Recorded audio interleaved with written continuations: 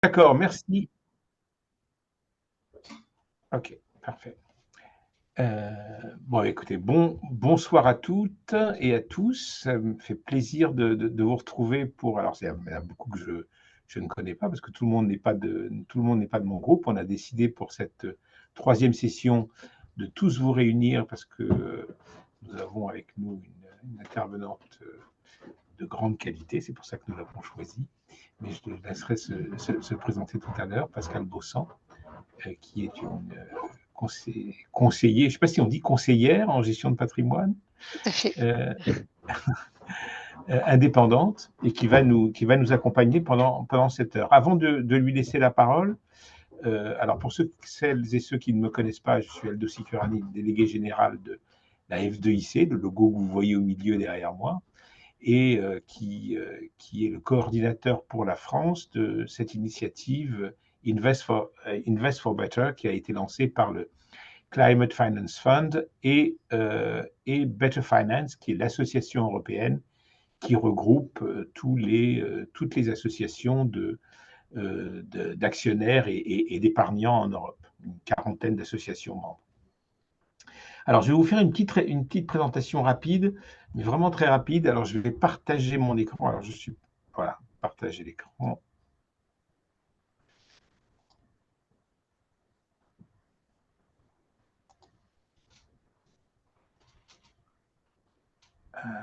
Alors, comment je fais pour l'agrandir ça? Vous le voyez, mon écran, là, ou pas? Oui, on le voit bien. Vous voyez le module 3 Tout à fait. Il faudrait juste que tu te mettes en mode diaporama, Aldo. Oui, je vais me mettre en mode diaporama.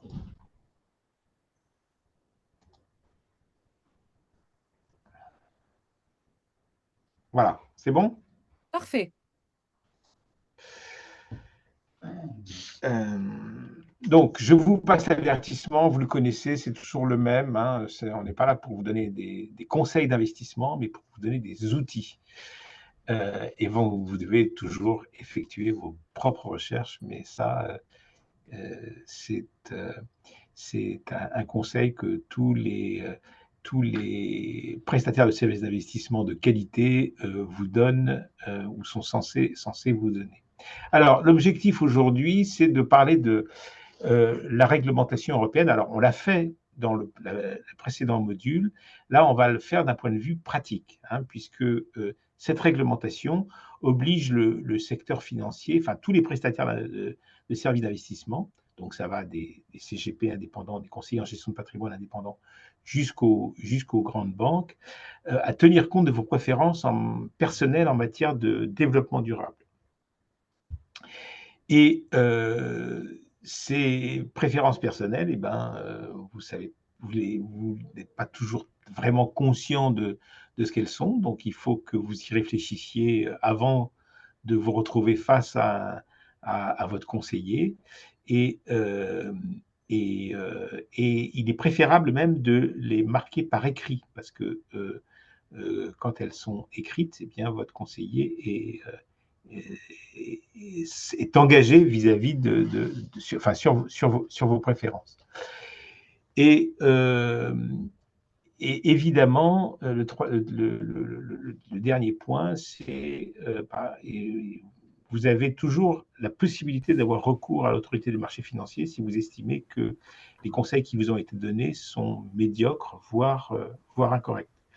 Alors, je rappelle pour ceux et celles qui ne le savent pas, c'est que l'autorité des marchés financiers n'est compétente que pour les investissements qui sont faits soit en direct, en bourse en direct, soit à travers comment on appelle ça, la gestion collective. Elle n'est pas compétente pour tous les investissements financiers qui sont faits à travers l'assurance vie. C'est l'ACPR qui est compétente et donc il faut être bien conscient de cela. Alors, cette réglementation, elle se fait dans le cadre du Pacte vert européen, hein, le Green Deal, pour parler en anglais, qui vise à moderniser l'économie et à faire de l'Europe le premier continent neutre sur le plan climatique d'ici à 2050. Alors, Ce qui est vrai, c'est que ce pacte vert européen est un peu édulcoré en ce moment, et donc est-ce que l'Europe sera un continent neutre en 2050? C'est peut-être pas certain, mais en tout cas, il y a un très net mouvement dans ce sens. Et l'Union européenne a mis à jour les lois et règlements qui s'appliquent aux banques, aux assureurs et aux sociétés d'investissement. Et c'est de ça dont on va parler. Jusqu'à présent, on a parlé de la réglementation, de la taxonomie, des différents labels qui s'appliquent aux entreprises et aux fonds. Aujourd'hui, on va surtout parler de ce qui s'applique aux prestataires de services d'investissement. Alors, je ne vais pas vous rappeler rapide, enfin, cette slide, c'est pour un rappel rapide. On est toujours dans l'environnemental, le social et la gouvernance, et qui examine l'impact de l'entreprise sur l'environnement, les relations de l'entreprise avec les parties prenantes et la transparence et l'intégrité des entreprises, ainsi que leur responsabilité vis-à-vis de leurs actionnaires. Là, il s'agit bien évidemment de la gouvernance. Alors, la préférence en matière de durabilité. Elle s'exprime à travers 3 actions. D'abord, communiquer, comme je vous le disais tout à l'heure, communiquer par écrit vos préférences en matière d'ESG, et ce qui permet à votre conseiller qui doit vous les demander, mais aussi de les connaître avant de vous donner des conseils formels, des conseils financiers formels. Ensuite, comme je vous l'indiquais, il doit y avoir une adéquation entre les préférences que vous exprimez et les propositions qu'il va vous faire, et les produits qui correspondent à vos priorités ESG. Et si vous estimez que les produits qu'il vous a proposés ne sont pas conformes à vos demandes, vous êtes vous avez la possibilité de déposer une plainte ou un recours auprès du médiateur, enfin, auprès de l'entreprise d'abord, et pour vous assurer que et obtenir une réponse. Ensuite, il y a tout un processus qui passe soit par le médiateur de l'entreprise, de la banque en général, et soit directement et signaler le problème auprès de l'autorité de régulation bancaire ou voire l'autorité des marchés financiers. Voilà ce que je voulais dire. C'était vraiment pour rester très général et pour planter le décor. Et je passe maintenant la parole à Pascal Possan, qui va peut-être commencer par se présenter. Merci Aldo. Juste un petit point. Donc, Pascal il n'y a pas de présentation qui est présentation formelle comme celle que je viens de faire. C'est maintenant l'objectif aujourd'hui, c'est vraiment de dialoguer, de discuter. Bon, Pascal va nous expliquer un peu un certain nombre de choses, mais c'est vraiment un échange, et c'est pas, il n'y a pas de présentation formelle qui va être faite. Voilà. Merci Aldo. Bonsoir à tous. Ravi de ce moment d'échange avec vous sur les sujets de durabilité. Alors, pour me présenter, donc, je suis Pascal Possan, je dirige un cabinet de conseil en gestion de patrimoine indépendant depuis 20 ans. Et ça fait une dizaine d'années que je suis très engagée dans les sujets d'investissement responsable. J'ai à ce titre deux mandats. Le premier, c'est que je fais partie du comité du label ISR, qui est donc le label de l'investissement responsable, le grand label d'État de l'investissement socialement responsable. On pourra y revenir parce qu'il y a eu des nouveautés ces derniers jours concernant ce label. Et donc, je représente la distribution d'épargne et les épargnants de manière indirecte. Et deuxième mandat, je suis également présidente du 1% pour la planète France, donc un collectif d'entreprises engagées en faveur de l'environnement. On pourra en dire un petit mot si ça vous intéresse. Et puis, je suis également l'auteur de 3 livres de solutions pour le climat. Donc, dans les sujets d'investissement responsable, j'ai clairement un biais environnement et climat. Et d'ailleurs, tous mes droits d'auteur sont à chaque fois donnés à des associations. Donc, c'est aussi pour moi des occasions de partage tout à fait altruiste. Voilà pour la présentation en quelques mots. Peut-être, Pascal, vous pouvez nous expliquer. Donc, vous avez dit que vous êtes conseillère en gestion de patrimoine, donc CGP. Aldo aussi y a fait allusion dans sa présentation. En fait, qu'est-ce que c'est vraiment un CGP? Vous avez insisté sur la notion d'indépendance. Comment vous définissez ça? Est-ce que vous pouvez nous en parler? Et également, comment le CGP se situe dans l'univers des conseillers, enfin, l'univers plus large des prestataires de services d'investissement? Alors, un conseiller indépendant, comme son nom l'indique, c'est évidemment d'abord une indépendance capitalistique, une indépendance au niveau des solutions d'investissement qui vont être proposées à nos clients. En fait, aujourd'hui, on considère que les conseillers indépendants représentent à peu près 10%, un petit peu moins de 10% de l'épargne en France. Donc, nous sommes un petit canal de distribution. À titre d'exemple, en fait, dans les pays anglo-saxons, c'est plutôt 50%. C'est-à-dire, dans les pays anglo-saxons, il y a une personne sur deux, un particulier sur deux qui a le réflexe de faire appel à un conseiller indépendant. En France, c'est une personne sur 10, donc c'est beaucoup moins. Ceci dit, lorsque j'ai commencé ce métier il y a 20, 25 ans, eh bien, c'était 2% de l'épargne. Donc, nous sommes un petit canal de distribution, mais qui petit à petit prend sa place dans le paysage de l'épargne en France. Donc, on a 2 manières d'exercer. On a une première manière qui va être le conseil, un peu comme un médecin, où là, on va facturer des honoraires. On n'a pas de produit maison d'ailleurs, hein, on n'a pas de produit de maison à vendre. Donc, on est capable de facturer des prestations de conseil et de services. Donc, ça peut être assez large. Hein, ça peut être une consultation sur l'organisation du patrimoine, regarder un portefeuille, donner des conseils. Ça peut être l'assistance à une déclaration d'impôt, faire un bilan de retraite, en tout cas des conseils assez larges de manière globale. Et puis, on a un deuxième métier qui est celui de l'intermédiation, donc plus la casquette du pharmacien, où on va pouvoir proposer des solutions d'investissement en toute indépendance. Donc ça, on y est bien sûr très, très attaché. Et puis aussi avec cette notion de suivi dans la durée.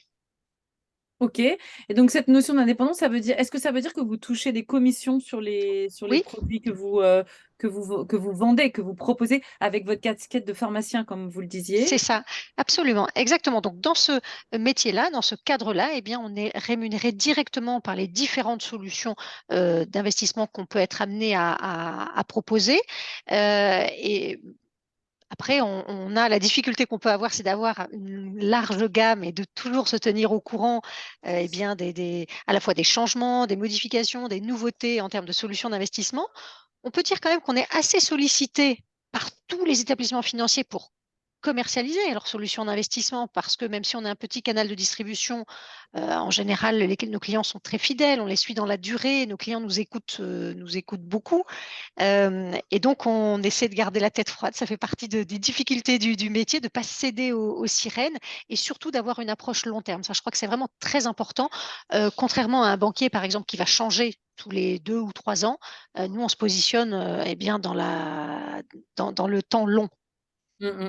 D'accord. OK. Et alors, donc, votre spécificité, vous l'avez dit, c'est que vous vous intéressez de très près à la finance durable, aux problématiques de durabilité. D'ailleurs, j'en profite, vous êtes trop modeste, vous avez parlé de vos livres, mais moi, je voudrais quand même montrer votre livre, le livre que vous avez, un des livres que vous avez écrit, et on ne voit pas, c'est tout flou. Voilà. Donc, un Voilà. livre qui s'appelle Agir pour le climat avec son épargne. D'abord, peut-être vous pouvez nous expliquer comment vous est venu cet intérêt, et puis comment vous êtes dit, en fait, c'est quelque chose que je peux faire avec mon métier. Je crois que c'était la quarantaine, le passage de la quarantaine, l'envie, voilà, l'envie d'abord la prise de conscience de la nécessité d'agir et puis l'envie d'agir à mon échelle.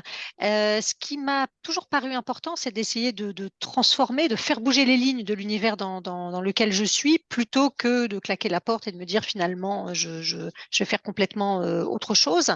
Euh, donc, à partir du moment où je me suis dit, bon, mais qu'est-ce que je peux faire pour transformer mon activité? Finalement, j'ai eu deux axes. Le premier axe, ça a été de transformer mon offre, donc de m'intéresser à ce que c'était l'investissement responsable. Donc, on a écrit un premier livre blanc avec mes collaborateurs. On en a publié un deuxième quelques années après. Et donc, la première question vraiment qu'on s'est posée, c'est qu'est-ce que c'est? Parce qu'il y avait beaucoup de confusion il y a 8-10 ans sur qu'est-ce que l'investissement responsable? Est-ce que c'est pas comme la philanthropie? Est-ce qu'on peut gagner de l'argent avec l'investissement responsable? Et donc, on s'est vraiment beaucoup intéressé à ces sujets-là. Et ça a été amusant d'ailleurs parce que ça nous a propulsé tout de suite ambassadeurs du sujet, alors qu'on est quand même qu'un petit poussé, hein. On est 8 hein, dans l'entreprise.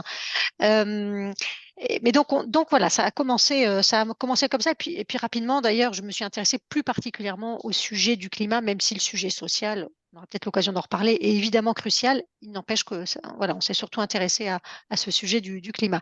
Et puis en parallèle, le deuxième sujet, moi, que j'ai voulu vraiment mener de front également, ça a été la transformation de l'entreprise. Et moi, je suis persuadée que c'est pas parce qu'on est une petite entreprise, eh bien, qu'on ne peut pas faire notre part. Et donc, on a fait tout ce qu'on pouvait faire sur le plan de l'environnement. On a commencé par bannir les bouteilles en plastique, enfin, des choses très très simples. Et puis l'engagement le plus important qu'on ait pris, ça a été d'adhérer à 1% pour la planète. 1% pour la planète, c'est un collectif d'entreprises engagées. Quand on y a adhéré il y a 5 ans, il y avait seulement 170 entreprises en France qui en faisaient partie, et aujourd'hui, il y a plus de 1200 entreprises qui en font partie. Donc, de quoi s'agit-il? En fait, ce sont des entreprises petites ou plus importantes, eh bien, qui acceptent de consacrer 1% de leur chiffre d'affaires ou bien du chiffre d'affaires d'une gamme ou d'une ligne de produits, eh bien, à du mécénat environnemental. Il faut savoir que la philanthropie en faveur de l'environnement, c'est le parent pauvre de la philanthropie, puisque moins de 10% des sommes sont reversées chaque année à la planète, et alors que les besoins sont immenses. Et donc, l'objectif, eh bien, c'est de contribuer à ce mouvement. Et d'ailleurs, je suis très heureuse, on aura peut-être l'occasion d'en reparler, parce que certaines sociétés de gestion financière commencent aussi à être adhérentes à ce collectif. Donc aussi, je pense que c'est aussi une certaine cohérence, c'est-à-dire c'est bien d'essayer de vendre, de proposer des produits responsables, mais c'est bien aussi de s'engager en interne et quelque part aussi de sortir son carnet de chèques, enfin, entre guillemets, pour contribuer aussi de manière très concrète à des projets associatifs de terrain, notamment. Ok. Et alors, est-ce que dans votre activité de CGP, donc vous aidez les personnes qui le souhaitent à placer leur épargne, à investir, etc., est-ce que vous constatez un intérêt croissant pour les sujets justement d'investissement vert, d'environnement, et si c'est le cas, comment vous vous y prenez pour aiguiller un peu les personnes qui souhaitent investir de manière plus durable? Alors, j'aimerais bien vous dire que le mouvement est massif, c'est pas le cas. C'est vraiment pas le cas. C'est un mouvement alors qui existe, qui n'existait pas du tout il y a 8-10 ans, mais qui commence à exister, mais qui est très timide. Qui est timide, pourquoi? Parce que les clients, lorsqu'ils viennent nous voir, ils ont déjà tous les sujets à aborder que vous connaissez, l'inflation, le contexte géopolitique, la volatilité sur les marchés, la fiscalité changeante. Donc, en fait, ils ont déjà tellement de sujets lorsqu'ils viennent nous voir et sur lesquels ils souhaitent échanger, que finalement, ça reste un peu la dernière roue du carrosse, souvent dans les entretiens. Et donc, en tout cas, on a quand même rarement cette demande spontanée de la part de nos clients. Alors, Aldo l'a rappelé en introduction, la nouveauté quand même depuis quelques mois, c'est qu'on tend la perche aux clients, on doit l'attendre d'ailleurs, c'est-à-dire n'importe quel conseiller financier, quel que soit le canal de distribution, que ce soit une banque, un courtier en assurance, un conseiller indépendant, doit maintenant poser la question à son client et doit s'enquérir des préférences en termes de durabilité de son client. Donc ça, c'est quand même assez important. Alors, certains conseillers vont passer peut-être rapidement sur ces questions-là, il n'empêche que c'est de toute façon un passage obligé de la part des conseillers, de la part des intermédiaires. Et donc, ça, je pense que, alors c'est en train de se déployer. Il y a malheureusement, on a peut-être mis un peu la charrue avant les bœufs, c'est-à-dire il y a un déficit de formation qui est extrêmement fort avec des conseillers qui sont perdus. Moi, j'ai presque tous les jours, hein, enfin, très souvent des appels de conseillers qui me disent mais comment, voilà, là je suis perdue avec le sujet, comment je peux faire, etc. Donc malheureusement la formation, ça va être c'est un gros sujet. Donc tout ça pour dire que finalement, pour répondre à votre question, en fait, de manière spontanée, on a assez peu la demande, même si elle est émergente et elle commence à exister. Il n'empêche quand même que c'est forcément un sujet qui va être mis un peu plus, peut-être pas au cœur des rendez-vous, mais en tout cas qui fera partie des rendez-vous et qui fera partie des sujets épargne de plus en plus. Ok. Excusez-moi, Pascal, Sophie Liotier, La Finance pour tous. On parle effectivement de ce questionnaire depuis longtemps.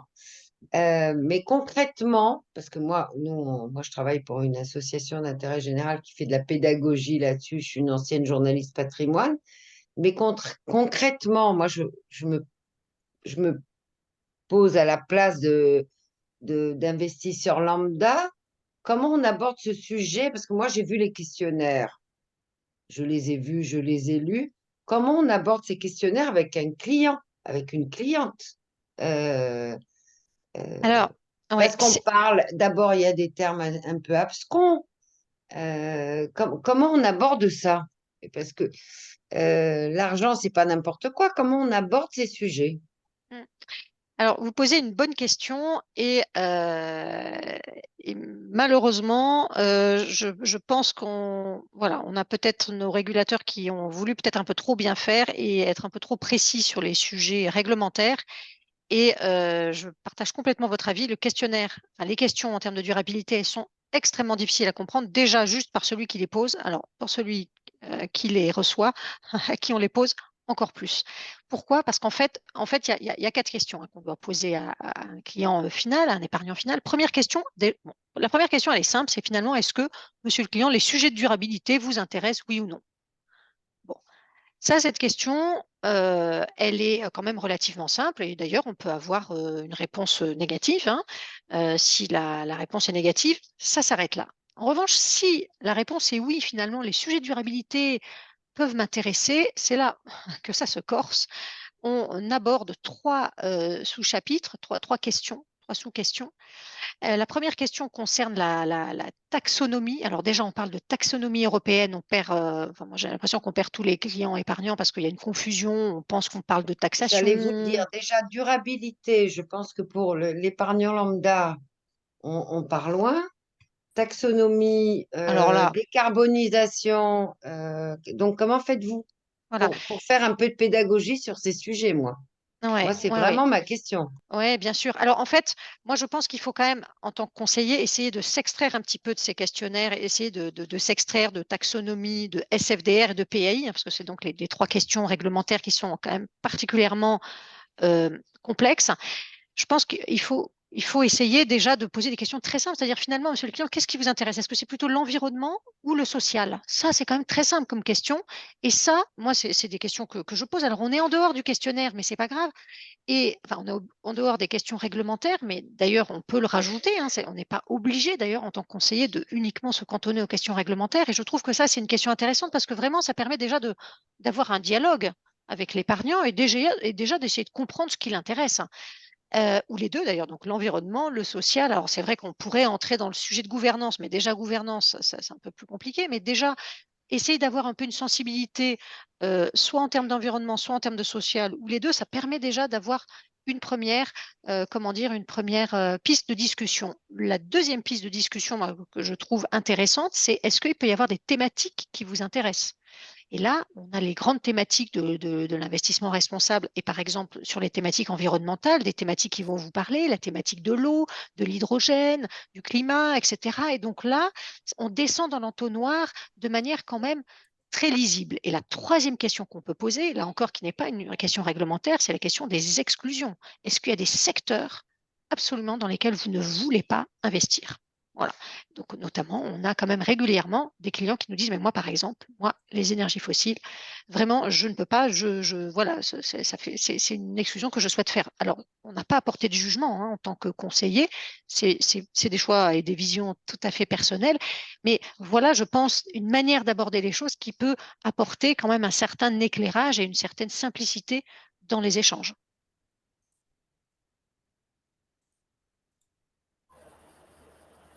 Moi, j'avais une petite question. Je suis aussi une intervenante comme Sophie. D'ailleurs, dans une vie antérieure, j'ai connu Sophie. On était journalistes toutes les deux. Euh, Juste, donc, le thème, c'est quand même c'est quand on veut s'intéresser à l'environnement. Aujourd'hui, quel produit vous conseillez si on veut absolument, voilà, participer à la protection de l'environnement? Quel produit vous conseillez aujourd'hui à vos clients? Alors, Question large, je sais, oui, ça question dépend de large. plein de choses, mais quand même. Question large, effectivement, parce que j'ai réussi à, comme disait Valérie tout à l'heure, à en écrire un livre, hein, donc Agir pour le climat avec son épargne. Et même moi, d'ailleurs, petite parenthèse, qui suis très engagée sur ces sujets-là, j'ai encore appris plein de choses. Et donc, il y a vraiment un livre complet sur toute la thématique. En fait, et d'ailleurs, dans ce livre, j'aborde tous les placements d'épargne, en commençant par le compte courant et en finissant par le don. Donc, ça commence par ça, en fait. Déjà, s'intéresser au sujet du climat, ça commence déjà par le choix de sa banque. Et là, c'est peut-être un sujet qui fâche, mais on a quand même des élèves qui ne sont pas égaux dans les sujets de transition climatique et notamment, finalement, par ce qui est financé par les banques. En fait, et c'est ce que j'ai mis en 4e de couverture de mon livre, en fait, ce qu'on ne sait pas tous, c'est qu'en fait, eh bien, notre épargne, juste quand je dis notre épargne, c'est juste le compte courant, hein, eh bien, finance de manière indirecte, eh bien, massivement les énergies fossiles. Pourquoi? Lorsqu'on est placé, enfin lorsqu'on a son compte dans une grande banque française classique. Pourquoi? Parce que les grandes banques françaises classiques financent octroient des prêts avec l'argent qui est mis en dépôt, donc sur les comptes courants, et on estime à peu près que la moitié des dépôts servent à financer des nouveaux projets d'extraction d'énergie fossile, particulièrement nocifs pour le climat, c'est-à-dire des projets en Arctique et des projets de schiste, hein, gaz et pétrole de schiste. Bon, et d'ailleurs, Pardon, mais là, la moitié Ouais, des ouais, financements des banques. oui, exactement. Et donc là, il y a des ONG que vous pouvez suivre si vous êtes intéressé par ces sujets climat, des ONG très actives sur le sujet, comme Reclaim Finance par exemple, ou Oxfam, les Amis de la Terre, qui, eh bien, comment dire, fournissent même des simulateurs. Vous avez des simulateurs en ligne très simples, hein, en disant, vous mettez le montant que vous avez sur votre compte courant, vous mettez. Ah, il y a quelqu'un qui n'a pas coupé son micro, peut-être. Je vais intervenir.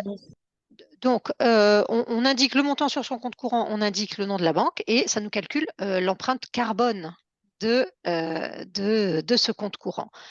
Donc, je trouve que c'est intéressant de commencer par ce sujet-là. Je ne dis pas que c'est facile, je ne dis pas qu'il faut forcément changer de banque, mais ça peut être intéressant bien, d'avoir déjà une idée. Donc, on estime que 3 000 euros, bien, sur un compte courant pendant un an, sur une banque, grande banque classique française, est l'équivalent en termes d'empreinte carbone de manière indirecte, donc à un vol Paris-New York. Donc, c'est extrêmement important, extrêmement important. Donc, vous pourrez regarder, par exemple, il y a une grande banque française, d'ailleurs, qui vient de se faire épingler cette semaine. Il y a 1200 étudiants qui ont signé une tribune, vous avez peut-être vu passer, en disant on ne travaillera pas dans cette grande banque parce qu'il y a le financement des énergies fossiles, etc. Donc, c'est un sujet qui commence, alors pour les initiés, mais qui commence à être un petit peu connu. Et donc, en fait, ça, c'est le compte courant, mais c'est pareil pour le compte sur livret, le compte à terme, enfin tous les produits de trésorerie. L'empreinte carbone, pardon, et le financement des énergies fossiles, c'est pas tout à fait pareil, on est d'accord. L'empreinte carbone. Oui, mais c'est lié. Oui, mais en fait, l'un entraîne Oui, l'autre. c'est lié, mais. Ouais. Okay. Ouais. Donc, on a déjà ce premier point. Et puis après, on a le choix au niveau des déplacements financiers, et bien d'avoir des placements plus ou moins à impact. Et donc là, on a, on va dire, différentes catégories de solutions d'investissement. On a bien sûr les actions, soit en direct, soit sous forme de fonds. Là, évidemment, les actions, eh bien, de quoi on parle? Ce sont des entreprises qui vont rechercher des financements qu'on va pouvoir accompagner, si possible, dans la durée. Donc ça, bien sûr, c'est une solution que vous connaissez bien, vous êtes tout à fait familier de ce type d'investissement. Et puis, on a d'autres types d'investissements diversifiant. On va avoir par exemple l'investissement dans les terres agricoles, on va avoir l'investissement dans la forêt, l'investissement dans l'assurance vie avec différents supports existants. On a bien sûr l'immobilier, le sujet de la décarbonation de l'immobilier, c'est un sujet extrêmement important. Donc voilà, on a vraiment toute une gamme toute une gamme de produits. Et je vois donc que Océane nous poste l'application Rift. Effectivement, là, je vous ai parlé des ONG qui nous donnaient, qui calculaient l'empreinte carbone du compte courant. Mais Rift, l'application Rift, qui est gratuite, qui est accessible au grand public, j'en parle d'ailleurs dans mon livre, elle a un certain succès, cette application. C'est une application gratuite. Alors, peut-être pas parfaite, mais déjà une première étape assez intéressante pour mesurer le chemin qu'on peut avoir à parcourir. C'est-à-dire concrètement, en fait, on indique dans l'application Rift, finalement, je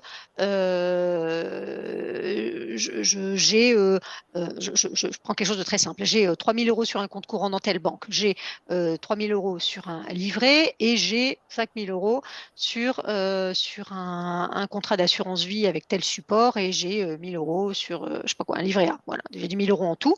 Et donc, le Rift va sortir immédiatement une empreinte carbone de ce panel de placement. Et d'ailleurs, si on dit qu'on a un contrat d'assurance vie ou un PEA, on peut dire à l'intérieur les lignes, les différentes lignes, les actions, les fonds que l'on a à l'intérieur.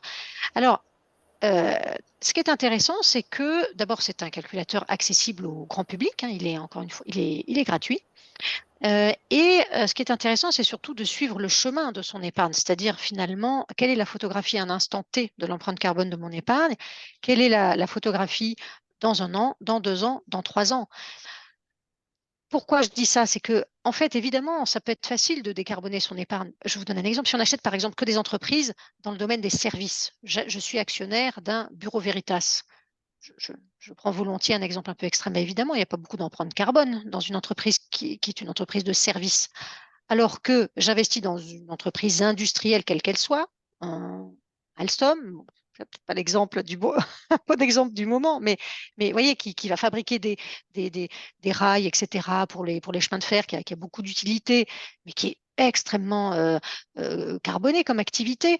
Donc, voilà, on a bien toutes ces comment dire voilà, ces difficultés. Et si on recherche uniquement du décarboné, bon, c'est peut-être pas ça aussi qui va financer la transition.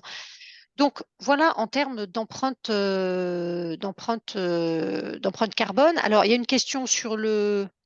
Je ne sais pas si vous voulez sauf si vous voulez me reposer d'autres questions avant qu'on regarde les questions sur le forum, enfin sur le chat. Donc, est-ce que ça veut dire qu'il vaut mieux finalement ne pas laisser son argent dormir? Est-ce que Ah oui, c'est... hein? oui, absolument. Ah oui, Déjà, absolument. si on veut être investir vert, entre guillemets, la première chose, c'est pas laisser son argent dormir sur un compte d'épargne. Oui. Alors attention. De toute façon, attention. il ne faut pas laisser son argent dormir. Oui, bien sûr. Mais en même temps, il faut pas le faire. Mais on sait que beaucoup de personnes, un peu parce qu'elles savent pas trop comment investir, beaucoup de personnes le font. Oui, tout à fait. Alors on peut avoir, comment dire, c'est important quand même d'avoir un petit peu de liquidité. Voilà, il faut quand même Bien sûr. avoir de Bien quoi Bien sûr. répondre aux aléas, bien sûr, mais avoir, comment dire, trop de liquidité, c'est sûr qu'on a de toute façon pas d'impact. C'est pas comme ça qu'on finance l'économie réelle et la transition. En tout cas, oui, il faut choisir sa banque. Toutes les banques n'investissent pas de la même façon, c'est ce que vous disiez, parce que dans le contexte actuel, Aldo, quand même, le marché d'actions, c'est quand même attention. Enfin, moi, c'est. Ah non, mais quand je dis qu'il ne faut pas laisser son argent dormir, je ne dis pas qu'il faut forcément l'investir dans le marché d'actions. Mais Il ne faut je pas le suis laisser d'accord sur avec son compte Pascal. courant. Voilà, au moins. Pascal, vous avez. Bonjour Michel Hénaf, ex-journaliste aussi. Vous avez parlé tout à l'heure d'un mouvement lent. L'AMF a fait état mi-2023 d'une tendance qui vise un rajeunissement donc, de la population. Est-ce que vous sentez cette tendance? C'est-à-dire que vous sentez que les jeunes seraient portés à investir plus vers des produits ESG, voire environnementaux. Est-ce que vous le sentez aussi? Oui, c'est évident. Oui, c'est évident. Du côté des femmes aussi, peut-être, on a une sensibilité peut-être un peu plus aiguë sur ces sujets-là. Ceci dit, on ne peut pas non plus totalement généraliser, c'est-à-dire lorsqu'on pose des questions à des seniors, hein, on a, moi, j'entends rarement quand même des épargnants qui me disent non, mais vraiment, j'en ai rien à cirer, moi, je veux investir que dans l'armement. Bon, il y en a quelques-uns. Je caricature, hein, mais il y en a quelques-uns, mais c'est quand même rare. On a quand même, voilà, c'est un peu ce que je disais tout à l'heure, c'est-à-dire enfin, on n'a pas forcément des épargnants qui viennent avec ce sujet-là en premier, au-dessus de la pile, mais une insensibilité totale, il y en a quand même de moins en moins, hein. Mhm. Je voulais poser. D'un autre côté, à propos des jeunes, il y a quand même la concurrence des crypto-monnaies. Et on ne peut pas dire que les crypto-actifs soient très verts. Enfin, ils ont un impact assez important un impact environnemental assez important. Moi, je voulais rebondir là-dessus, hein, parce que Michel Hénaf parlait effectivement des jeunes qui, on voit bien dans les stats AMF qu'il y a plus de jeunes qui s'intéressent à la bourse et c'est très bien. Mais il y a aussi beaucoup de jeunes qui investissent massivement et qui le regrettent parfois fortement dans des cryptos parce qu'ils n'ont pas compris le fonctionnement, parce qu'ils voient la volatilité du Bitcoin et autres crypto-monnaies qui n'ont pas de culture financière, qu'ils ont vu que ça avait pris 150%. Je veux dire, avant d'investir en bourse, moi, je pensais qu'on allait peut-être aller un petit peu plus loin dans le questionnement durabilité, parce que pour les clients, c'est vraiment une problématique, parce que le conseiller ou la conseillère est obligé maintenant de décrypter ces sujets et que je suis entièrement d'accord avec Pascal Bossan, pardon, excusez-moi, j'ai écorché votre nom, qui nous fait cette formation. Les termes sont abscons, pas compréhensibles pour le grand public. On parle de déjà durabilité, la plupart des gens ne comprennent pas des décarbonisation, etc. Et surtout, quelque part, maintenant, il y a une notion d'argent facile sur les cryptos, avec la hausse des taux, sur les taux courts, etc. Je pense il faut quand même faire un peu de warning sur tous ces sujets et j'aimerais bien qu'on revienne sur le questionnaire, moi, parce que vraiment, il faut, enfin, si vous avez un peu de temps, mais il faut éduquer les gens là-dessus. Pour moi, c'est impératif. Donc, quelle est votre question? Vous souhaitez revenir sur le questionnaire de quelle manière? Ben, on a évoqué ce questionnaire. Je pensais qu'on allait avoir quand même une présentation pour voir les différents stades de ce questionnaire. Parce que quand on a un peu d'argent, on va voir un conseiller, que ce soit dans une grande banque ou un CGPI comme vous. Il est obligé de vous poser des questions sur ces questions, sur ces sujets. Euh, comment, en tant qu'épargnant lambda, moi, je peux répondre? Qu'est-ce que le conseiller doit me répondre et doit m'apprendre? Voilà. Euh, Alors, on peut revenir un c'est petit ça peu mon dans. sujet. Oui, alors on peut revenir un peu plus en détail sur le questionnaire. Il n'y a pas de présentation parce qu'on ne me l'a pas demandé, hein. Si on me Non, l'avait non, c'était demandé, je bien l'aurais préparé, j'aurais préparé avec plaisir, hein. c'était bien Euh, le deal qu'on avait, Pascal, je confirme, il n'y avait pas de présentation, c'était une discussion. Alors, pour revenir sur les questions, donc on a une première question, donc en dehors de la question d'introduction, on a une première question qui concerne la taxonomie. C'est-à-dire, en fait, on demande au client, on demande à l'épargnant, est-ce que vous souhaitez que votre investissement soit aligné, pardon, à la taxonomie européenne. Donc, forcément, ça passe par la définition de ce qu'est la taxonomie européenne. Donc, la taxonomie européenne, on peut expliquer à l'épargnant que c'est une classification, une sorte de dictionnaire, en fait, européen des activités durables. C'est ça que ça veut dire, la taxonomie. Aujourd'hui, il y a six activités qui sont classées durables. Je ne les connais pas par cœur, je les ai sous les yeux. L'atténuation du changement climatique, l'adaptation du changement climatique, l'utilisation durable et protection des ressources aquatiques et marines, la transition vers une économie circulaire, le contrôle de la pollution et la protection et la restauration de la biodiversité des écosystèmes. Voilà les activités qui sont considérées comme durables au sens de la taxonomie européenne. Alors, il faut savoir que seulement les deux premiers items, les deux premiers points ont été définis par l'Europe, c'est-à-dire seulement, on va dire, les sujets de changement climatique. Tous les autres, c'est-à-dire l'économie circulaire, l'eau, la biodiversité, n'ont pas encore été définis. Donc, dans la mesure où ce n'a pas encore été défini, les sociétés de gestion ou les entreprises ne communiquent pas leur alignement, ne peuvent pas communiquer leur alignement à cette définition de durabilité. Voilà. Et la problématique qu'on a aussi clairement, on est entre nous, mais sur la taxonomie européenne, c'est que vous avez peut-être suivi, on a intégré, mais notamment en juin dernier, l'aviation, le secteur de l'aviation et le transport maritime, sachant qu'on avait déjà introduit le nucléaire, alors ça c'est certainement une bonne chose, mais aussi le gaz.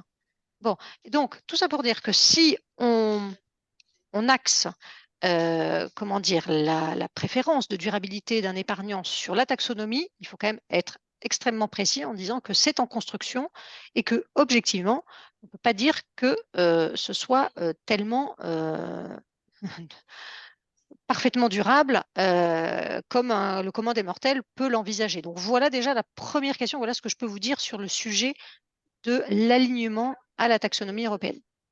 Pascal, je crois qu'il y a une question de Franck qui lève la main. Oui.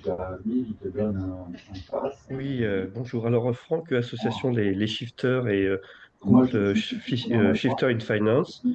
Je voulais rebondir sur une intervention qui a eu lieu en fait de la F2IC à Nantes avec une présentation, notamment d'une société qui est Tikeo Capital, qui mettait en avant son engagement environnemental, ses investissements dans les articles 9 et qui n'a pas su répondre et qui apparemment n'a pas les éléments pour répondre, de savoir quel est le poids carbone d'une action, quel est l'effet de levier d'évolution de cette action. Si j'investis 100 euros dans cette action, en fait, j'ai quel effet de réduction carbone attendu si je garde cette action 10 ans. Et en fait, comment à un moment, derrière des mots, je peux avoir des chiffres qui me permettraient d'évaluer un acteur plutôt qu'un autre. Et, et ça renvoie aussi sur une autre chose, et j'allais sur le scope 3, les cabinets conseils qui peuvent avoir un énorme impact pour aider des entreprises industrielles à se décarboner. Mais comment on va évaluer des cabinets conseils qui font du conseil business as usual ou ceux qui vont faire du business pour décarboner leurs clients dans le scope 3? Comment est-ce qu'on peut choisir et comment sont formés les conseillers à noter les agences sur ces sujets?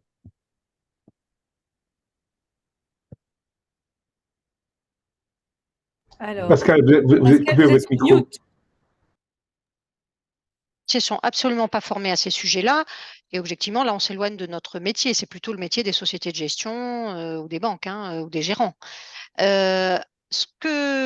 Spontanément, ce que je peux vous dire, c'est qu'il existe un outil qui a été développé par une société de conseil qui s'appelle Axilia. Je viens de vous mettre le lien sur le chat. Donc, cette société, qui est une société de conseil qui est spécialisée dans le conseil en investissement plutôt des fondations, des personnes morales, etc., mais notamment des fondations et des associations, a sorti ce qu'ils appellent un score carbone avec le scope 3, etc. Et on peut indiquer, par exemple, le nom d'un fonds, le nom d'une entreprise, c'est public et c'est gratuit. Vous pouvez regarder, ça peut être un premier outil, pas inintéressant. Je sais qu'ils ont beaucoup travaillé sur le sujet. Ils ne sont pas assez connus, malheureusement, mais ça peut être un premier élément de réponse et encore une fois accessible à tous pour se situer. On parlait d'Alstom, on donnait quelques exemples tout à l'heure. Voilà, on peut indiquer des exemples d'entreprises ou de fonds et chaque année d'ailleurs ils sortent le score 40, donc les meilleurs. Les meilleures entreprises en termes de score carbone. Et encore une fois, il y a le scope 3, c'est-à-dire vraiment toutes les émissions, y compris les émissions indirectes sont prises en compte. Mais encore une fois, pour répondre à votre question, les conseillers financiers sont pas du tout sur ces sujets-là. Encore une fois, la durabilité, ça reste, et malheureusement, hein, enfin, un petit sujet dans les discussions qu'on a avec nos clients, avec tous les autres sujets de fiscalité, de retraite, etc. Et de toute façon, le conseiller financier, ce n'est pas, voilà, c'est pas lui qui construit ses produits et qui suit ses indicateurs. Voilà. Pascal, tout à l'heure, vous avez parlé du label ISR et de votre implication dans le label ISR. Alors, c'est vrai que souvent, des fonds se réclament du label ISR. Quel crédit un particulier peut donner à ce label et est-ce que ça peut l'aider à se construire au moins un portefeuille de fonds, sinon d'actions?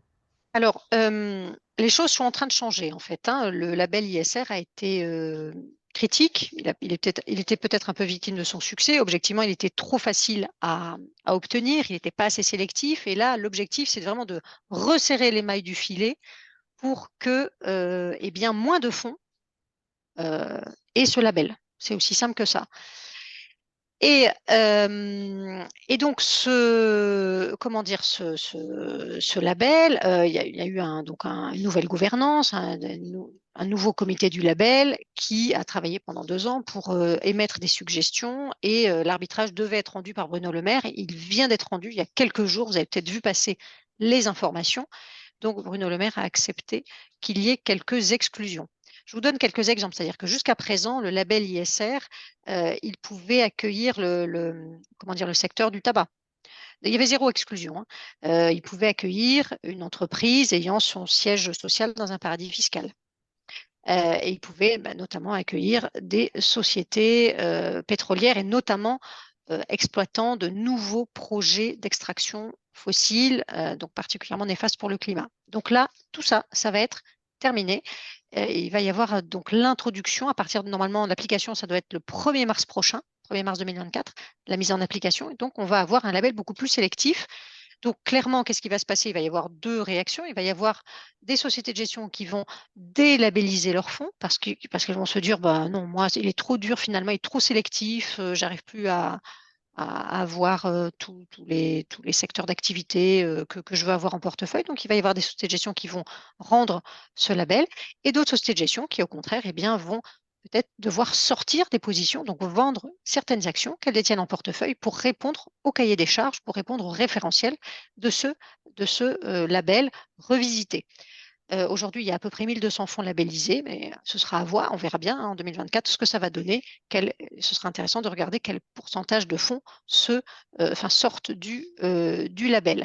Donc moi, je trouve que c'est quand même plutôt une bonne chose parce qu'objectivement, moi, j'avais quand même toujours des retours d'épargnants qui disaient, mais finalement, dans ce label, c'est du greenwashing, il n'y a que des mauvais élèves. Bon, alors, il faut quand même dire que le label ISR reste quand même un label de transition. L'objectif, c'est aussi d'accompagner des mauvais élèves. Je vous donnais l'exemple tout à l'heure des services totalement décarbonés par rapport à l'industrie. Donc, l'objectif, c'est quand même aussi de rester actionnaire, enfin que les fonds ayant le label restent actionnaires des sociétés pour faire aussi ce qu'on appelle l'engagement actionnarial, c'est-à-dire essayer de mettre de la pression en assemblée générale, etc., d'être dans le dialogue avec ces sociétés.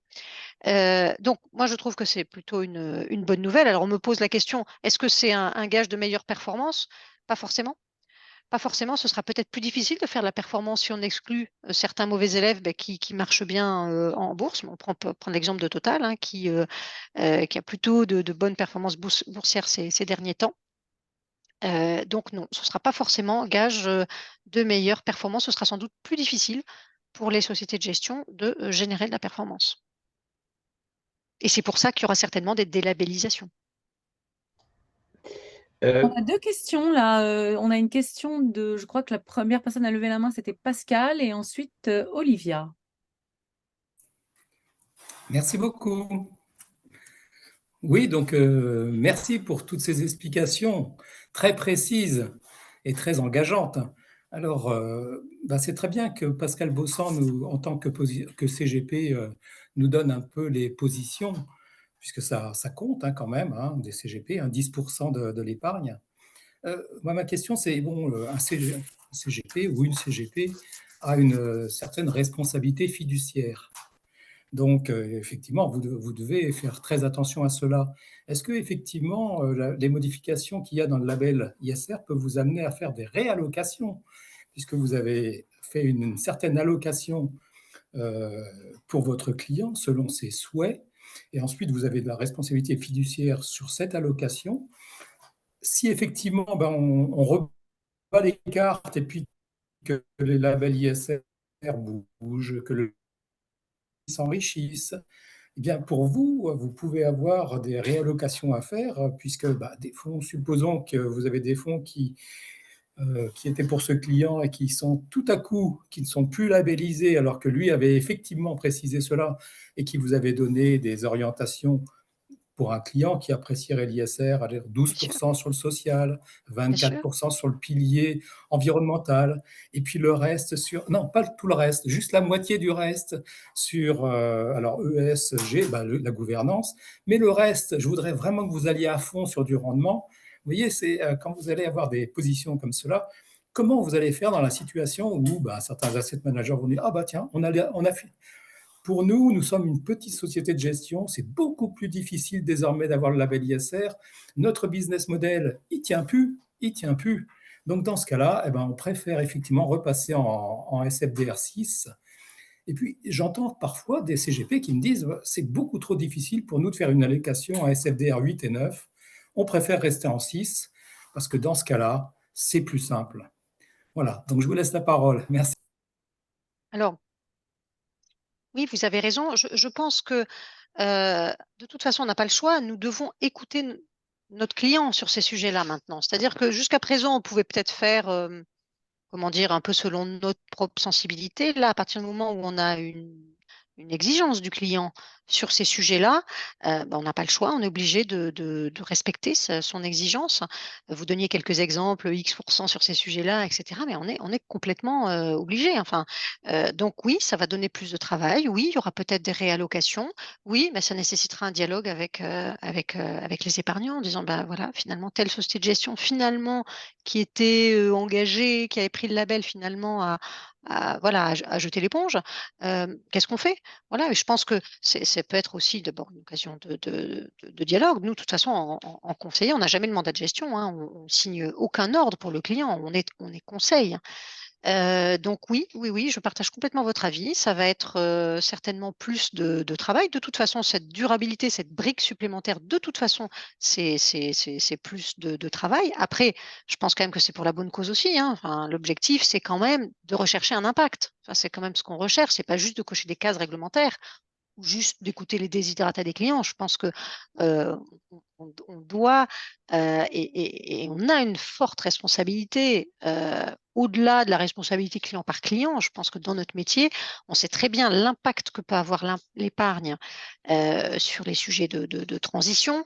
Donc, oui, c'est certainement plus de travail. C'est certainement aussi plus de travail pour se former, pour passer du temps dans la sélection des fonds. Et je pense que ça fait partie de nos obligations, au-delà même des obligations réglementaires, ça fait partie de nos obligations même morales et sociétales que nous devons avoir. Alors, je fais une petite parenthèse, et pardon pour ma réponse un peu longue, mais je fais une petite parenthèse sur le sujet de la formation. Il existe une formation qui n'est pas encore obligatoire pour les professionnels, on va dire, des conseillers financiers, qui s'appelle la certification AMF Finance Durable. Jusqu'à présent, ça vous parle peut-être, on devait passer en tant que professionnel la certification AMF.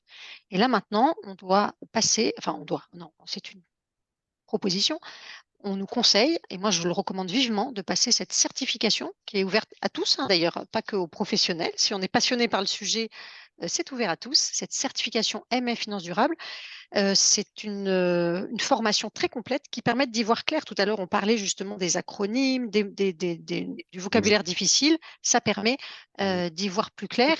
Et pour terminer, si on est un épargnant engagé, qu'on s'intéresse à ces sujets-là, je pense qu'une question aussi à poser à son conseiller, c'est est-ce que vous avez passé cette certification? Ça peut être aussi un gage quand même de crédibilité et d'engagement de la part du conseiller, hein. Très bien, écoutez, on va regarder ça de très près. Très bien, merci beaucoup. Peut-être prendre la question d'Olivia, Julia. Je ne sais pas si votre prénom est Olivia ou Julia. Donc, C'est- merci.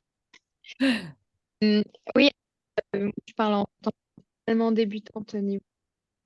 euh, on vous entend pas très bien, Olivia. Peut-être vous pouvez. ouais. Est-ce que vous C'est un peu haché en fait. m'entendez? Peut-être que vous pouvez couper votre caméra, Olivia. La caméra, oui, peut-être. Est-ce que là, vous m'entendez mieux? Oui, beaucoup mieux. Oui, oui, beaucoup mieux. Donc moi, je parle en tant que débutante totale en termes d'investissement. Et puis la question que je me posais, c'est, vous parlez enfin, moi j'ai fait la formation, quelques séances avec Aldo par rapport à l'investissement durable. Et ce que j'ai cru comprendre, en tout cas, c'était que c'était très fouillis, qu'il y avait beaucoup d'informations, et puis que si on voulait s'assurer de la durabilité de fonds, il fallait vraiment y passer énormément de temps pour aller chercher ça.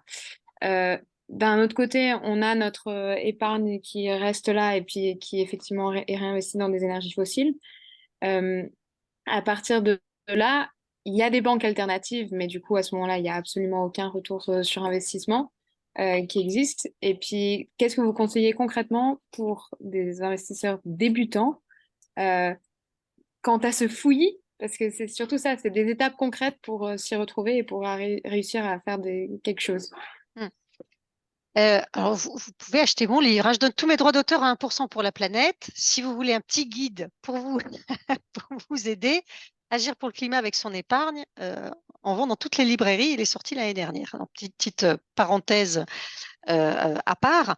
Je pense que, alors, vous parliez des banques alternatives. Alors, effectivement, il y a deux types de banques alternatives. On revient au sujet déjà du choix de la banque, qui est la première étape avant l'épargne, un peu plus long terme, on va dire. Le choix de la banque, quels sont les bons élèves en fait, hein. Le but, c'est pas de pointer du doigt les mauvais élèves, c'est surtout de mettre en valeur ceux qui essayent de bien faire. On a d'abord le Crédit Coopératif qui va fêter ses 130 ans. Donc, c'est une banque ancienne qui existe depuis longtemps, qui est connue, qui est détenue, qui est une banque comment dire, détenue par ses sociétaires, hein. Euh, et, hum, et donc, je trouve que c'est intéressant de s'intéresser à l'offre comment dire, du Crédit Coopératif parce que eux, ils ont pris l'engagement depuis, je sais peut-être depuis toujours, en tout cas depuis très longtemps, de ne strictement financer que des projets, comment dire, ayant du sens. Donc, il n'y a absolument pas de financement des énergies fossiles, etc. Donc, le crédit coopératif, c'est une bonne solution. L'avantage de cette banque-là, c'est que c'est une banque complète, c'est-à-dire c'est une banque dans laquelle vous pourrez aussi avoir un carnet de chèques et aussi avoir un financement. Parce que le problème des banques en ligne, et c'est donc la deuxième catégorie des nouveaux acteurs, on parle des néobanques, qui n'ont pas vraiment d'ailleurs le statut de banque, des néobanques vertes, qui existent en ligne. Alors, je trouve que ça a le mérite de mettre le sujet en lumière et c'est intéressant, mais ce n'est pas tout à fait une vraie banque. On pourra pas vous octroyer un prêt pour un achat immobilier, par exemple. Donc, c'est quand même ce qu'on demande souvent à une banque, c'est-à-dire au-delà de l'ouverture de compte, c'est quand même de permettre l'accès au financement, d'avoir l'accès à des crédits. Donc, tout ça pour dire que, effectivement, le choix de la banque, alors, il n'y a pas que le crédit coopératif, hein. On a la Banque Postale et le Crédit Mutuel, le groupe Crédit Mutuel, qui ont eux aussi pris des engagements en ce sens. Donc, ça fait partie des bons élèves. Et puis, donc ça, c'est pour la partie, on va dire, bancaire. Et puis après, pour la partie placement, là, vous avez vraiment toute une palette qui est assez large et en fonction du niveau de risque que vous souhaitez prendre et de l'horizon de temps que vous avez. C'est-à-dire, vous ne pourrez pas placer, comment dire, de la même manière un horizon, on va dire 3 ans, un horizon 10 ans. Un profil prudent ne pourra pas du tout placer de la même manière qu'un profil un peu plus dynamique. Voilà, donc là, c'est difficile de répondre de manière précise, mais en tout cas, on a toute une palette de placements à impact. Et en tout cas, moi, c'est ce que j'ai voulu mettre en avant dans le livre que j'ai écrit, c'est que la bonne nouvelle, c'est que ces solutions, elles sont quand même accessibles au grand public. C'est-à-dire, elles ne sont pas, ce qui pouvait être le cas il y a quelques années, elles ne sont pas réservées aux grandes fortunes. On a par exemple la solution du financement participatif, qui est une solution qui est intéressante, alors qui peut être risquée, mais c'est-à-dire on a des plateformes de financement participatif, comme l'ITA par exemple, c'est une plateforme connue qui propose exclusivement des projets à impact. On peut y investir des petites sommes, et d'ailleurs il est conseillé d'investir dans plusieurs projets. Donc d'ailleurs c'est soit sous forme de prêt, soit sous forme d'action. Donc, en tout cas, des solutions d'investissement à impact, il y en a beaucoup. Après, c'est comme tout, quel que soit le niveau de patrimoine, bien sûr, il est important de diversifier, de faire attention quand même d'avoir une poche, un socle prudent pour avoir quand même suffisamment de trésorerie en cas de coup dur. Et puis après, évidemment, l'investissement quand même qui a le plus d'impact, enfin qui a beaucoup d'impact, c'est bien sûr l'investissement dans les entreprises pour tout simplement les doter en capital pour qu'elles puissent aller plus loin, plus vite, plus fort sur les sujets de transition. Merci. Je crois qu'il y a aussi une question intéressante qui nous est arrivée dans le chat de la part de Martine qui demande que pensez-vous des banques éthiques comme la NEF? Bien sûr, c'est vrai que j'ai cité que le crédit coopératif, mais j'aurais pu citer la NEF. Le problème de la NEF, c'est qu'aujourd'hui, on ne peut pas ouvrir de compte courant à la NEF en tant que particulier. Donc, c'est déjà forcément une deuxième banque. Ça ne peut pas être la banque principale. Si on ne peut pas ouvrir de compte courant, on n'a pas de moyen de paiement, on ne peut pas ouvrir de compte courant. Ça pourrait venir, mais aujourd'hui, ce n'est pas le cas. Eux aussi sont très engagés, peut-être même encore plus que le crédit coopératif, sur les sujets justement très rigoureux sur les sujets de finance, de ce qu'ils financent. Ils ont par exemple un livret. Alors le problème, c'est le rendement. Dans ce contexte d'inflation, je crois que leur livret rapporte 0,10 ou 0,15. C'est un peu difficile d'avoir un rendement aussi faible, mais en tout cas, ce qu'ils font, c'est formidable. Et voilà. Et quand vous dites autres banques du même style, à ma connaissance, il n'y a que eux deux. Il n'y a que le Crédit Coopératif et la NEF qui sont, enfin en France, en tout cas, accessibles en France.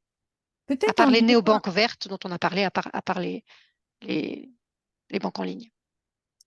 peut-être en lien aussi avec, la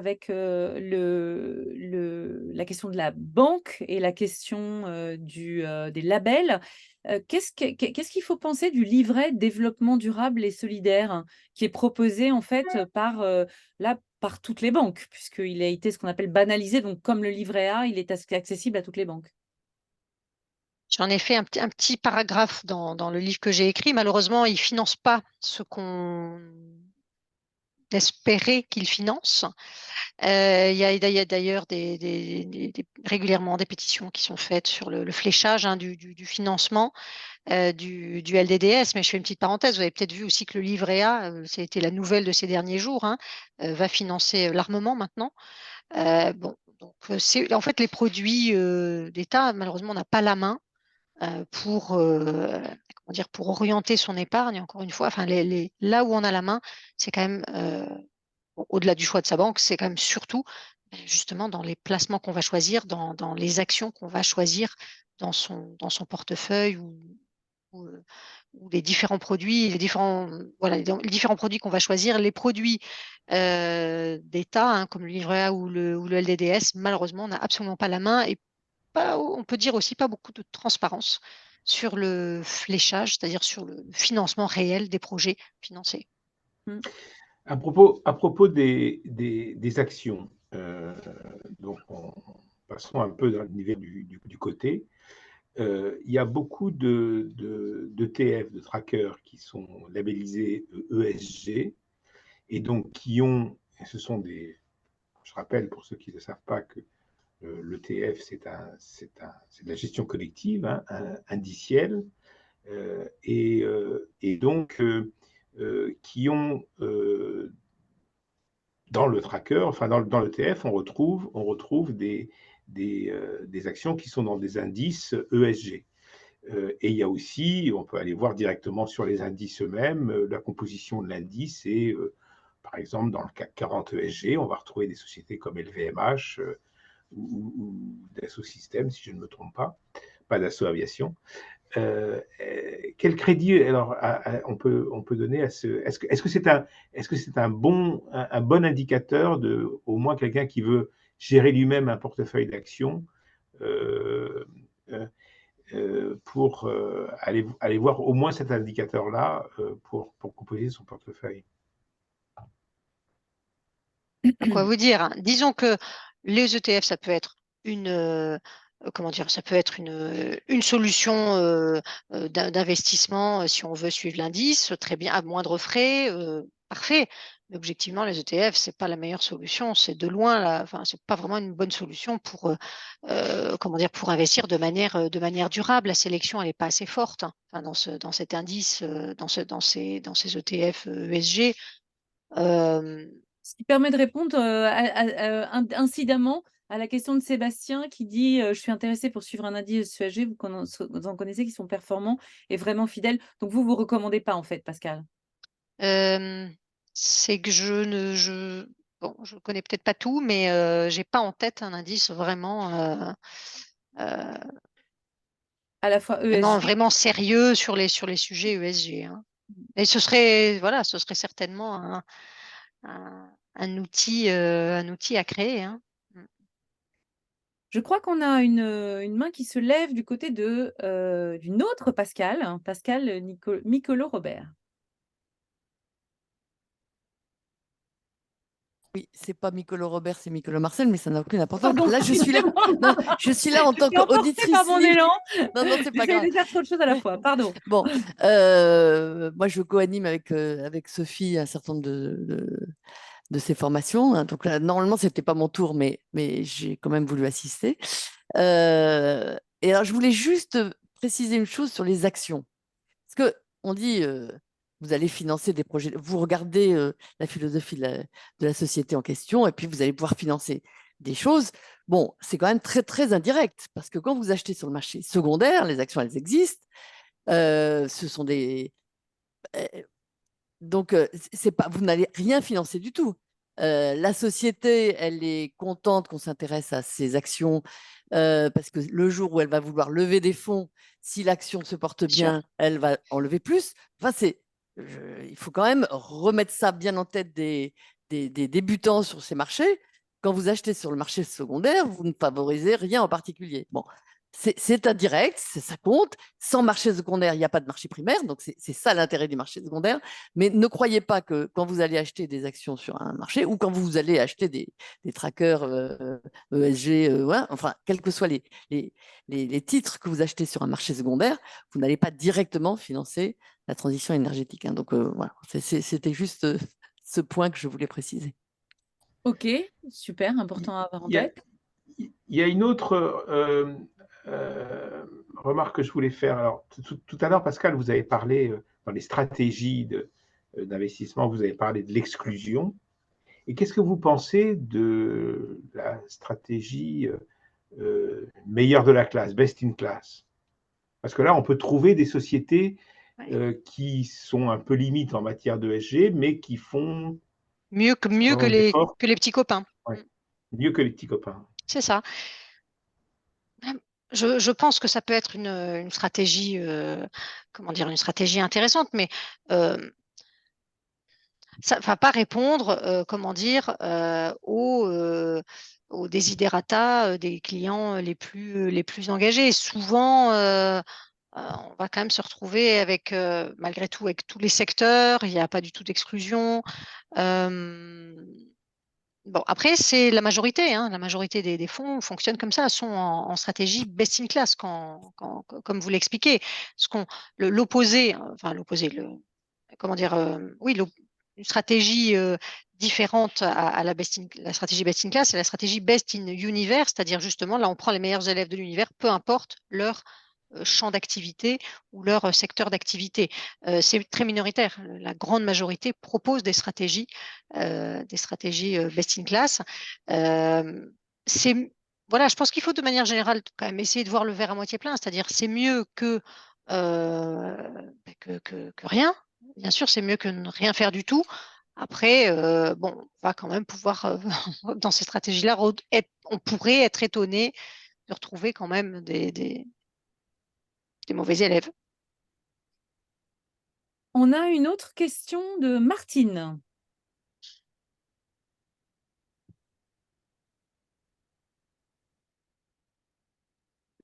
On ne vous entend pas. Oui, non, j'arrivais pas à couper défaire le micro. Moi, j'ai une question très, très basique. En fait, en tant qu'épargnante,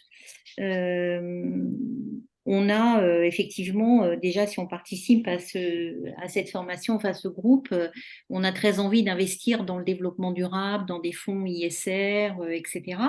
Mais on a aussi envie que ces placements aient un certain rendement. Or, comme beaucoup d'épargnants, moi, j'ai des unités de compte ISR, etc., dans un plan d'assurance vie. Enfin, voilà, j'essaye d'être bon élève. Alors, c'est vrai que, comme on le disait tout à l'heure, quand on va dans sa banque, on n'a pas forcément une personne, un interlocuteur qui sache de quoi il parle. Souvent, il est arrivé que j'en sache un petit peu plus. Et donc, est-ce que aujourd'hui, alors moi, je me rends compte effectivement dans les placements que j'ai sur les quelques fonds ISR que la rentabilité, elle est quand même pas au rendez-vous. Donc, est-ce que c'est une coïncidence, c'est parce que j'ai pas choisi les bons, on ne m'a pas recommandé les bons, mais est-ce que au global, la rentabilité de ces fonds, elle est encore à venir, ou est-ce que, voilà, qu'est-ce que vous en pensez? Qu'est-ce que vous avez un avis là-dessus? Alors, non, je pense que vous n'êtes pas un cas isolé, hein. Lorsqu'on regarde les performances, on va dire 2022-2023, des fonds green, en particulier sur cette thématique, hein, de la transition écologique et énergétique, il y a quand même de grandes déceptions, c'est-à-dire que ce sont des fonds qui ont fait moins que les indices, hein, sensiblement moins. Et ça, c'est vrai que c'est une déception, et c'est pas spécifique à quelques gérants, c'est quand même malheureusement assez généralisé. J'aimerais vous dire que c'est quelque chose qui va changer, que c'est absolument temporaire, et que l'avenir, c'est bien sûr, cette thématique. Après, j'en sais rien, je pense que l'avenir nous le dira. Ce qui est sûr, c'est que 2022-2023 ont été quand même très décevantes pour ces thématiques-là.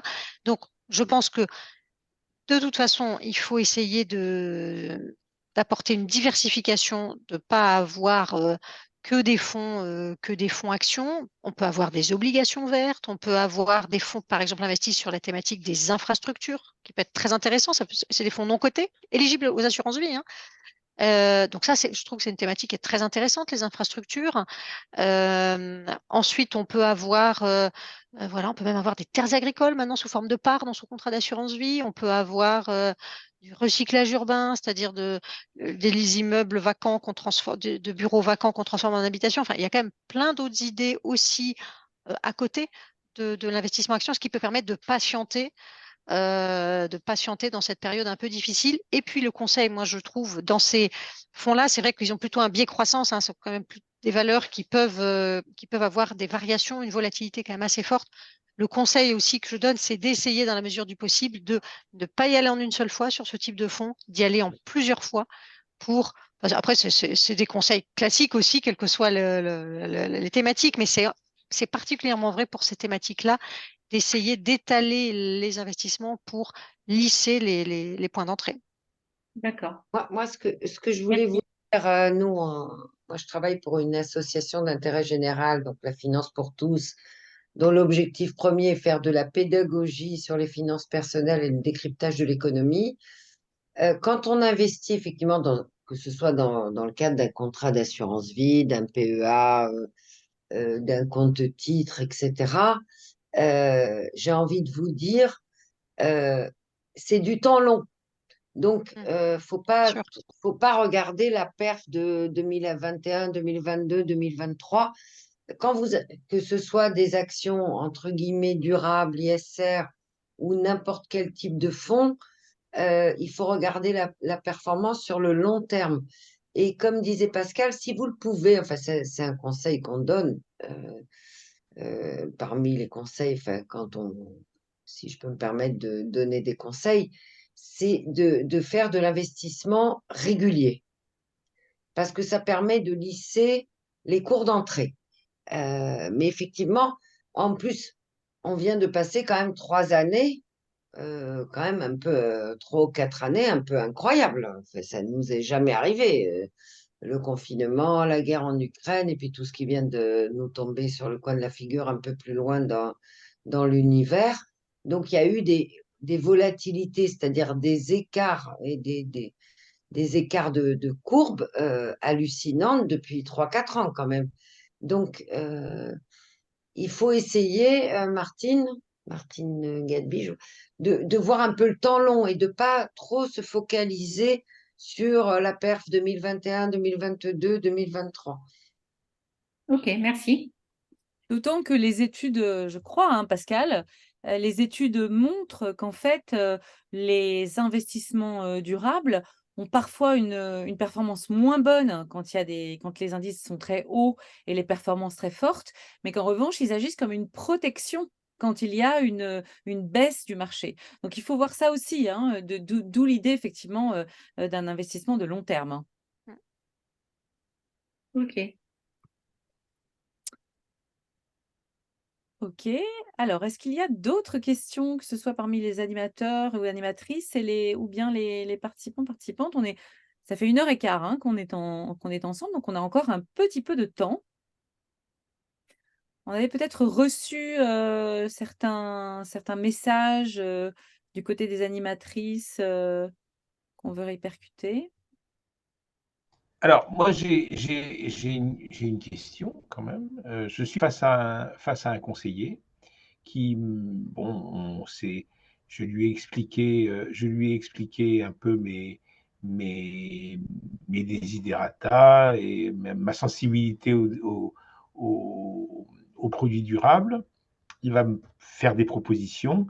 Comment je peux vérifier que le produit me convient? Quel réflexe je dois avoir en fait?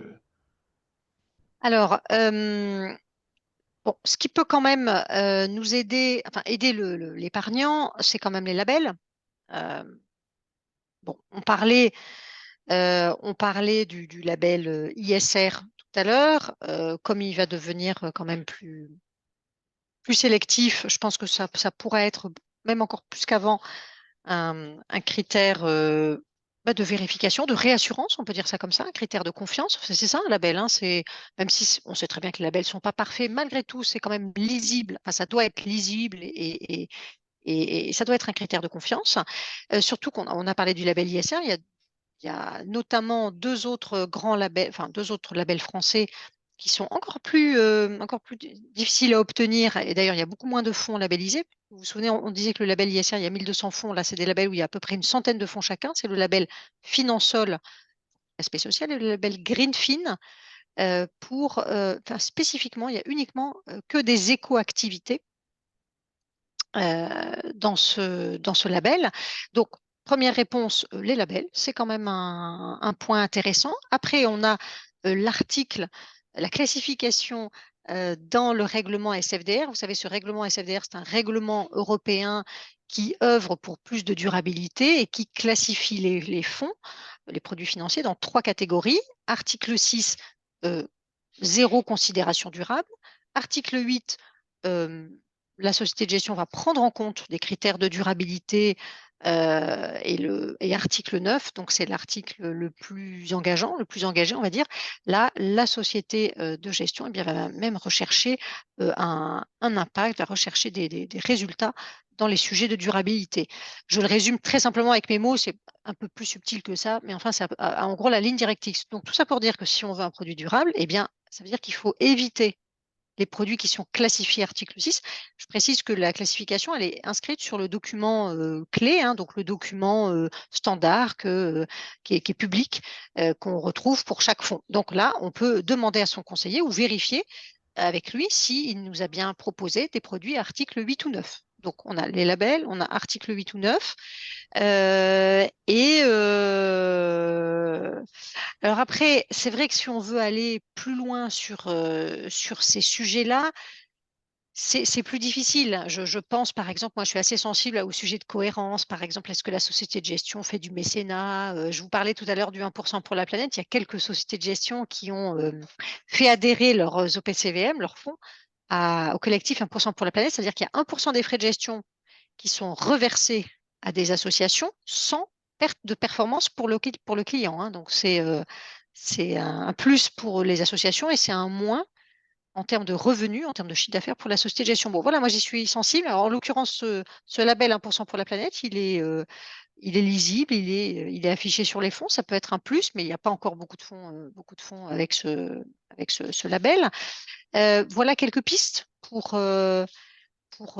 s'aider. Et puis après, si on veut aller plus loin, eh bien, on utilise l'application Rift dont on a parlé tout à l'heure. On utilise le score carbone dont on a parlé aussi. Voilà. Mais bon, là, ça nécessite quand même d'y consacrer un peu plus de temps. Je pense que la première étape, c'est déjà ben voilà, les labels et puis ce règlement SFDR qui sont quand même assez lisibles. Après, on a quand même dans la fiche produit qu'on nous remet, on a quand même toujours les 10 premières positions du fonds. Ça donne quand même une indication. Sans être spécialiste, on peut quand même voir à peu près à quoi ça ressemble et quel est l'objectif recherché par le fonds. Voilà quelques pistes, mais ce n'est pas un sujet facile et même en tant que professionnel, on peut avoir du mal à détecter les produits réellement responsables. On avait une question en lien, C'est pas j'ai vu ju- que Franck Oui. avait levé la main, mais Michel posait la question du coup aussi des labels européens. Vous avez parlé des labels français. Pascal, est-ce que vous pensez à des labels européens qui seraient bons d'avoir en tête également?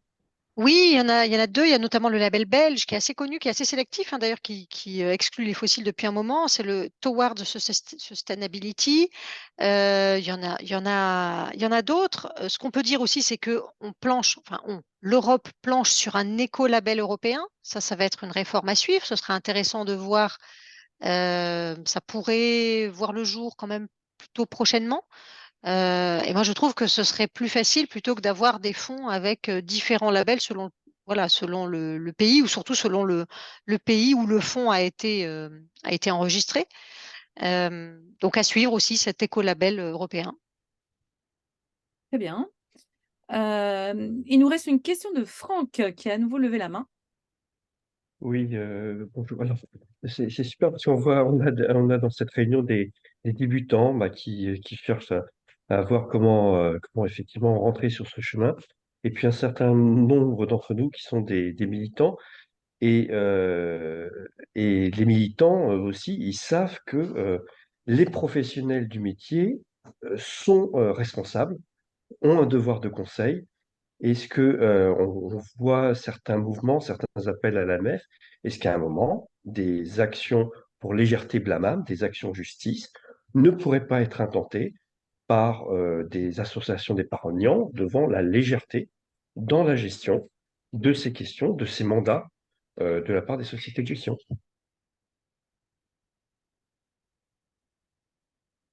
C'est une question pas facile. Je pense que on a quand même des sociétés de gestion qui essayent de respecter la réglementation. On a donc l'AMF qui est là pour rappeler à l'ordre les sociétés de gestion. Mais vous avez raison, c'est vrai que les ONG, lorsqu'elles utilisent le carton rouge et l'action en justice, ça peut avoir un certain impact. On a vu et bien justement des ONG, au-delà de l'action en justice, même déjà interpeller, faire du name and shame, c'est-à-dire je montre du doigt publiquement les mauvaises pratiques, etc. L'action en justice, ça peut être un complément. Je pense que ce serait plutôt aux ONG de répondre à cette question. Et encore une fois, l'ONG la plus pointue sur ces sujets de finance, c'est Reclaim Finance.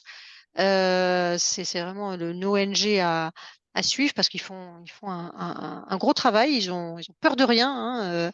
Et ils s'attaquent aussi à des mastodontes de la gestion, mais ça fait bouger les lignes. C'est quand même eux qui ont réussi à faire exclure le charbon des investissements de toutes les grandes banques françaises il y a quelques années. Donc, j'ai plus en tête s'ils étaient passés par l'action en justice ou pas, mais je sais qu'ils utilisent tous les leviers, c'est-à-dire ce qu'on disait, le name and shame, la justice, les pétitions, enfin voilà, ils utilisent tous les moyens euh, en leur pouvoir. Ce qui est sûr, c'est que de toute façon, les ONG font beaucoup de travail. Voilà, moi, je fais partie du 1% pour la planète, comme je vous l'ai dit. Donc, moi, je côtoie aussi beaucoup d'ONG de terrain et de plaidoyer. Eh bien, je crois que tous les outils, pardon, peuvent être utiles pour faire bouger les lignes, surtout quand ça va passer vite. Très bien. Est-ce qu'il y a d'autres questions de personnes qui n'auraient pas encore posé les leurs? Michel demande comment s'articulent les labels français et européens. Je pense que On y a un peu Pascal a répondu répondu tout à à la question. l'heure. oui, Oui. on y a un peu répondu tout à l'heure. Oui. Oui, oui, j'ai eu la réponse. Merci, Pascal. Alors, on a une autre question, je crois, de Pascal sans E. Il y a beaucoup de Pascal ce soir, hein. Merci. Donc, toujours une question pour Pascal. Donc, elle est effectivement en contact avec le comité du label ISR, donc parfait, et donc les éléments de langage qui vont bien.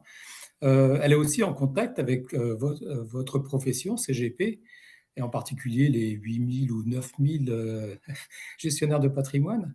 Donc, est-ce que votre message, il est entendu? Est-ce que vous êtes 7999 à avoir ces éléments de langage, ou alors est-ce que vous êtes 10 par rapport si vous avez une idée, hein, bien sûr, comment votre message est-il perçu par vos autres confrères?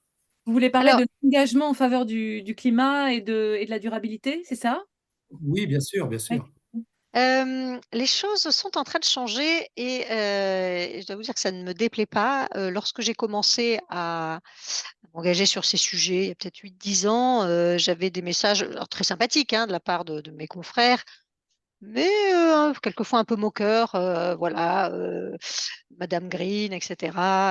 Bon, et je pense que et aujourd'hui, j'ai vraiment des confrères qui me disent, t'as quand même eu le nez de t'intéresser à ces sujets-là parce que c'est complexe et nous maintenant on sort les rames parce qu'on se rend compte que c'est complexe et on n'est pas capable de répondre lorsqu'il y a un client qui vient nous voir qui a des questions précises. Donc, c'est- ça m'amuse, hein. Bon, je crois qu'il faut avoir quand même un peu de recul sur ces sujets-là. Non, le regard change. Le regard change et pour le coup, j'ai quand même beaucoup plus de bienveillance qu'avant de la part de mes confrères. Et moi, je suis engagée, je n'ai pas tout dit, mais je suis engagée aussi à la CNCGP, qui est un des syndicats professionnels. C'est la Chambre nationale des CGP qui regroupe, enfin qui accompagne plusieurs milliers de conseillers indépendants. Et j'ai créé la commission durabilité qui n'existait pas. Ça fait seulement 1 an que j'ai pu la créer parce que ça faisait des années que je disais, voilà, j'interpellais la Chambre en disant mais quand est-ce qu'on crée une commission durabilité? Et donc là, enfin, j'ai eu le feu vert de notre président et du conseil d'administration. Et donc cette commission durabilité, elle existe depuis un peu plus d'1 an. Et donc, voilà, on essaie de sortir des outils régulièrement pour essayer, enfin, pour faire en sorte que les conseillers financiers s'approprient mieux ces sujets-là.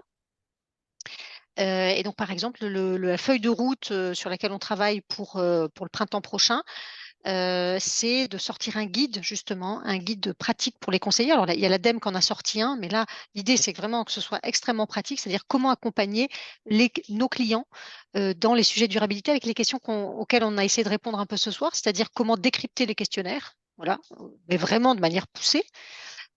Donc, ce sera un guide adapté aux professionnels. Donc, comment est-ce qu'on décrypte un questionnaire? Comment est-ce qu'on répond aux attentes des clients qui ont des questions un peu précises? Et donc, l'objectif, c'est aussi d'accompagner les praticiens, les professionnels sur ces sujets-là pour qu'ils s'approprient plus ce sujet-là, parce qu'il n'y a pas de secret, hein. Pour bien conseiller des épargnants, il faut passer par la case formation. Il y a vraiment pas de secret. Donc oui, bien sûr que je fais en sorte de continuer sur ce chemin de la pédagogie, de la montée en compétences, de la formation, pas pour moi, mais vraiment pour essayer d'emmener quand même aussi la profession. Merci beaucoup. Très bien, on s'achemine doucement vers la fin de notre réunion. Donc, on a effectivement quelques messages très clairs, hein. Ne pas laisser l'argent dormir sur les comptes courants, privilégier un petit nombre d'institutions financières qui ont de vrais engagements, souscrire à certains labels hein, français ou européens, suivre hein, peut-être quelques Bien ONG, sûr, quelques Reclaim absolument, Finance, Lucie Pinson, on peut peut-être la citer, hein, puisque c'est absolument. quelqu'un qui s'engage beaucoup à titre personnel. Je vais peut-être laisser Aldo conclure en tant que qu'hôte de cette soirée.